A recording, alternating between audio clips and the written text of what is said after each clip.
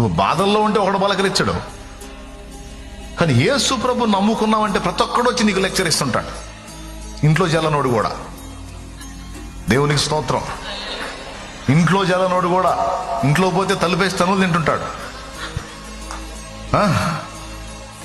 అట్టాంటోడు కూడా వచ్చి మన క్లాసులు ఇస్తుంటాడు. తనులు తింటాడన్నా, ఎవరితో తనులు తింటాడో మీకు అర్థమై ఉంటుంది. దేవునికి స్తోత్రం కలుగును గాక. హల్లెలూయా. వీడు కూడా వచ్చి మన కౌన్సిలింగ్లు చేస్తుంటాడు. అంటే చెత్త కౌన్సిలింగ్లకి బెండ్ అయిపోయి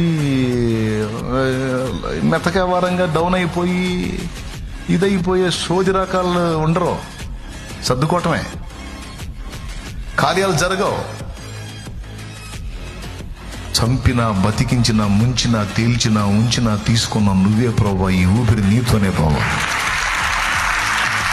నువ్వే నిజమైన దేవుడు, నువ్వే నా రక్షకుడివి, నువ్వే నా కోసం ప్రాణం పెట్టినది.